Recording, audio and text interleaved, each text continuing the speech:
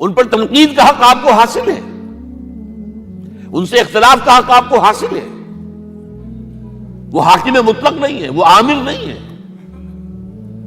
آپ کو معلوم ہے کہ حضرت عمر پر ان کے کرتے کے اعتبار سے جو ہے وہ تنقید ہو گئی تھی.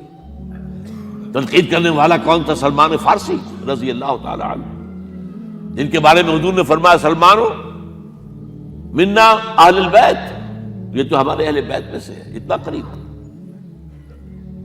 حضور حضرت عمر خطبہ دے رہے ہیں اور وہ کہتے ہیں کھڑے ہو کر لا سمع ولا طاعہ، نہ سنیں گے نہ اطاعت کریں گے. کلمہ بغاوت ہے. تو کوئی ناگواری کا احساس نہیں. مجمع عام میں بات ہو رہی ہے. کیوں کیا بات ہے؟ یہ جو کرتا آپ نے پہنا ہے یہ ان یمنی چادروں سے بنا ہے جو مال غنیمت میں آئی تھی، اور جتنی کا ٹکڑا جو ہے ہر مسلمان کو ملا اس سے کرتا نہیں بنتا. اور آپ ہے بھی طویل القامت، آپ کا کرتا کیسے بن گیا؟ فرماتے ہیں عبداللہ سے، اپنے بیٹے سے، عبداللہ ابن عمر رضی اللہ تعالیٰ عنہ، عبداللہ تم وضاحت کر دو. وہ کھڑے ہو کے کہتے ہیں نہ میرا کرتا بن رہا تھا نہ ابا جان کا، میں نے اپنے حصے کا کپڑا ابا جان کو دیا ہے، اس سے یہ کرتا بنا. الآن نسمع ونطیع. بس اب اس کے بعد آپ فرمائیے، آپ جو کہیں گے سنیں گے اور اطاعت کریں گے. یہ متوازن نظام. نہ ڈکٹیٹریت ہے کہ کوئی بول نہیں سکتا. تم اور حاکم وقت پر تنقید کر رہے ہو اور بربرا کر رہے ہو. ایک عورت پکڑ لیتی ہے حضرت عمر کو رضی اللہ تعالی عنہ. حضرت عمر نے آرڈیننس نافذ کر دیا تھا کہ اتنے سے زیادہ، اتنی رقم سے زیادہ مہر نہیں رکھا جا سکتا. کہ عمر تم کون ہوتے ہو ہمارے حق کے اوپر پابندی لگانے والے؟ جب قرآن میں ہے وَآتَيْتُمْ إِحْدَاهُنَّ قِنْطَارًا، چاہے تم نے اپنی کسی بیوی کو ڈھیروں سونا دیا ہو تب بھی طلاق کی شکل میں واپس نہیں لے سکتے.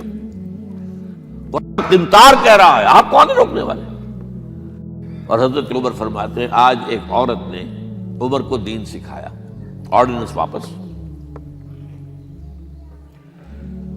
اسی طریقے کا معاملہ حضرت عمر کا یہ اجتہاد تھا کہ یہ جو زمینیں اتنی بڑی بڑی جو ہے سواد، عراق، ایران، مصر سب فتح ہو گئے، چند ہزار صحابہ. اب مطالبہ یہ تھا کہ یہ مال غنیمت ہمارے اندر تقسیم کر دیجیے. جیسے حضور نے غزوہ خیبر میں جو زمینیں تھیں یہودیوں کی وہ مجاہدین میں تقسیم کر دی تھی. دلیل موجود، دلیل بھی سنت رسول سے ہے صلی اللہ علیہ وسلم. حضرت عمر کی حکمت کچھ اور کہہ رہی ہے. یہ بات تو میں اپنے انداز سے کہہ رہا ہوں کہ اگر ایسا ہو گیا تو تاریخ انسانی کی سب سے بڑی جاگیرداری قائم ہو جائے گی. کتنے بڑے بڑے رقبے جو ہے صحابہ کو مل جائے گا. لیکن انہوں نے جو بات بیان کی وہ یہ تھی اگر یہ سارا تقسیم ہو گیا تو بعد میں آنے والوں کے لیے کیا رہے گا، اور جو فوجیں اب ہمیں پورے نظام کے لیے رکھنی پڑے گی ان کو کون سپورٹ کرے گا، ان کے لیے کہاں سے خرچہ آئے گا. تو انہوں نے طے کیا کہ یہ مال جو ہے مال فے ہے، یہ بیت المال کا ہے. جو مال غنیمت ہے وہ صرف وہ ہوگا جو عین محاذ پر حاصل ہوا ہے. ہتھیار ہیں یا بھیڑیں بکریاں ہیں یا اور جانور ہیں، یا وہاں پر جو پکڑے جائیں گے قیدی وہ غلام ہوں گے، وہاں پر اگر عورتیں ہوں گی پکڑی جائیں گی، خریدیں ہوں گی. یہ نہیں کہ پورے ملک جو ہے وہ غلام بنا دیے جائیں اور پورے ملک کی جو زمینیں تقسیم کر دی جائیں. بعض صحابہ کھڑے ہو گئے نہیں. اب حضرت عمر نے ٹریبونل قائم کیا ہے. 5 صحابہ اوس میں سے، 5 خزرج میں سے بیٹھ جائیے، وہاں اپنا بھی پیش کیا نقطہ نظر، باقی انہوں نے بھی کیا. وہ ٹریبونل نے فیصلہ کیا کہ عمر کی رائے صحیح ہے رضی اللہ تعالیٰ. یہ نظام سید القوم خادمہم، یہ اگر کوئی کہتا، اگر یہ مثالیں نہ ہوتی تو کہتے کیا تمہارا دماغ خراب ہوا ہے، یہ شاعری تو تم نے اچھی کر دی ہے، سید القوم خادمہم کبھی ہوا ہے؟ لیکن عمر نے بن کے دکھایا ہے. رات کے گشت پر ہے اور ایک عورت کے کراہنے کی آواز آئی ہے، معلوم ہوا کہ درد ذہن میں مبتلا ہے اور کوئی اس کے اٹینڈ کرنے والی کوئی خاتون نہیں ہے. گھر سے گئے ہیں، فرسٹ لیڈی اپنی اہلیہ کو لے کر آئے ہیں، انہوں نے اٹینڈ کیا ہے، اور اس کے بعد بچہ ہو گیا تو اندر سے ان کی اہلیہ کا امیر المومنین مبارک ہو بیٹا ہوا ہے. ایک اور دفعہ اسی طریقے سے گشت پر تھے، ایک گھر میں سے بچوں کے رونے کی آواز آئی. معلوم کیا کہ ایک خاتون ہے اور بچے ہیں، کھانے کو کچھ ہے نہیں. اس خاتون نے کہا میں نے یہ آگ کے اوپر جو ہے ہانڈی رکھی، اس میں پانی ہے، اور بچوں کو میں بہلا رہی ہوں کہ کچھ پک رہا ہے، ٹھہرو ذرا صبر کر لو، اسی طرح سو جائیں گے بھوکے۔ کانپ گئے حضرت عمر، گئے بیت المال سے اور بوری گندم کی لے کر اپنے کندھے پر، اپنے غلام سے کہا میرے کندھے پر رکھا، اس نے کہا میں لے چلتا ہوں حضور۔ نہیں، قیامت کے دن تم میرا بوجھ نہیں اٹھا سکو گے۔ اور وہ اپنے کندھے پر لاد کر لائے ہیں اور وہاں کھانا تیار کروایا، بچوں کو کھلایا ہے۔ یہ نظام، یہ ہے رحمت للعالمینی کا مظہر۔ یہ جان لیجئے سیرت محمدی صلی اللہ علیہ وسلم کے جب آپ مطالعہ کرتے ہیں کہ وہ سارا انقلابی جدوجہد کا دور ہے، اس میں ابھی نظام کی جو خوبیاں ہیں وہ پورے طور پر سامنے نہیں آئی تھی۔ ابو بکر صدیق رضی اللہ تعالیٰ عنہ کا دور خلافت جو ہے وہ بھی کاؤنٹر ریولوشنری موومنٹس کو ختم کرنے میں صرف ہو گیا ہے، جسے انگریزی میں کہتے ہیں للی ان بلوم، نظام اسلام۔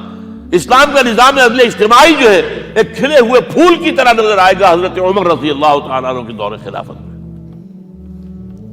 مساوات کا اندازہ آپ کر سکتے؟ کوئی خلیفہ وقت سفر کر رہا ہے بیت المقدس کا، کتنے کئی سو میل، میرے کم سے کم 500 میل تو ہوگا مدینے سے بیت المقدس۔ ایک اونٹنی ہے، ایک خادم ساتھ ہے، اسی اونٹنی کے اوپر راشن بھی ہے راستے کا، لہذا ایک وقت میں ایک آدمی سوار ہو سکتا ہے، دو نہیں۔ ایک منزل خلیفہ اوپر بیٹھے ہیں اور خادم آگے چل رہا ہے نکیل پکڑ کر، ایک اگلی منزل میں خادم اوپر بیٹھا ہے اور خلیفہ آگے جو ہے نکیل پکڑ کر چل رہے ہیں۔ جب آخری منزل آئی تو وہ خادم کی باری تھی اوپر بیٹھنے کی، اس نے ہاتھ جوڑ دیے کہ خدا کے لیے لوگ کیا کہیں گے، مجھے کہیں گے تمہاری یہ جرت۔ فرمایا نہیں، الدور دورک، نہیں، یہ تو حساب کا معاملہ ہے، میتھمیٹکس کا معاملہ ہے، یہ تمہاری باری ہے، بیٹھو۔ یہ بلندیاں، یہ عظمتیں، یہ عدل، یہ انصاف، اور پھر یہ کہ بوریا نشین، کوئی محل نہیں۔ ایک آیا ایرانی مدینے میں چکر لگایا، کوئی انہیں محل نظر نہیں آیا، اسے پوچھا ہے اینا ملککم، تمہارا بادشاہ کہاں ہے؟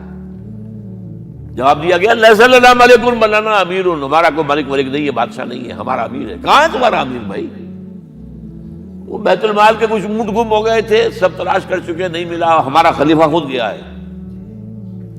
کسی کو ساتھ لے کر گیا ہوگا آئیڈینٹیفیکیشن کے لیے، تو دیکھا دوپہر ہو گئی تھی، دھوپ تیز ہو گئی تھی، حضرت عمر اپنے درے کو اپنے گردن کے نیچے رکھ کر ایک درخت کی چھاؤں میں آرام کر رہے تھے۔ نہ کوئی باڈی گارڈ ہے، نہ کوئی محافظ ہے۔